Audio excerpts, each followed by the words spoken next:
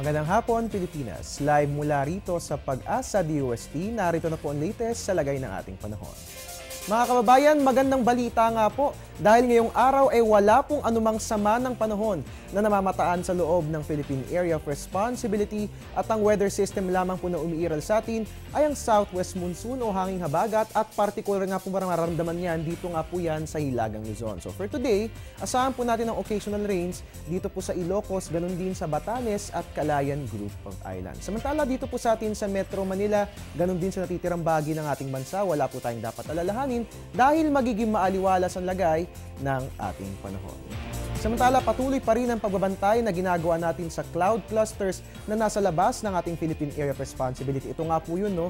Yung mga lupon ng kaulapan na aking tinuturo. At ayon nga po sa Pag-asa, sa ngayon ay hindi pa rin develop gaya ng ating nakikita itong circulation ng cloud clusters at may posibilidad na hindi na ito mabuo bilang isang low pressure area. Pero ganun pa man, marami pa rin mga pagbabago ang maaaring mangyari rito sa cloud clusters na ito kung kaya't manatiling nakatutok dito lamang po yan sa Panahon TV Express dahil babantayan po natin ang lagay ng nasabing sama ng panahon. At sa ating pagbabalika, alamin naman po natin na magigilagay ng panahon for the next 3 days. Ang 3-day weather forecast ng Pag-asa ating sisilipin makalipas ang isang paalala.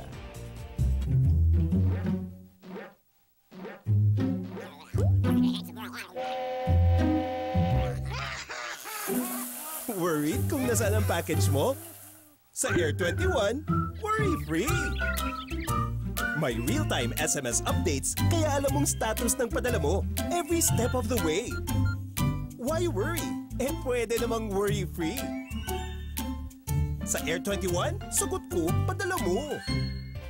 Mga kababayan, bukas nga po, weekend na naman. So I'm sure meron kayong mga planong lumabas kasama inyong mga pamilya o di naman kaya maglaban ng mga maruruming damit. Ang tanong na nga ng karamihan, magiging maaliwalas nga ba ang lagay ng ating panahon bukas? Well, aalamin po natin yan at sisilipin natin ang 3-day weather forecast na inilabas ng Pag-asa.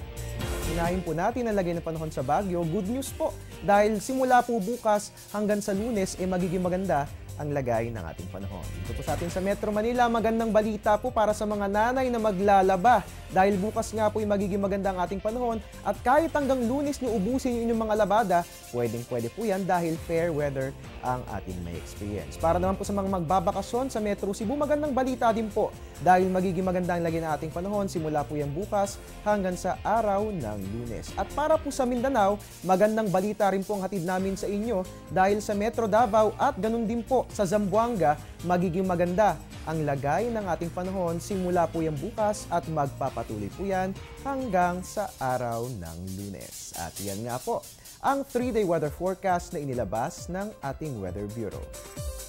At yan po muna ang latest mula rito sa Pag-asa DOST. Mula rito sa Panahon TV Express kung saan walang pinipiling panahon ang pagbibigay impormasyon at your service pong inyong weatherman, Harry Bayona, magandang hapon.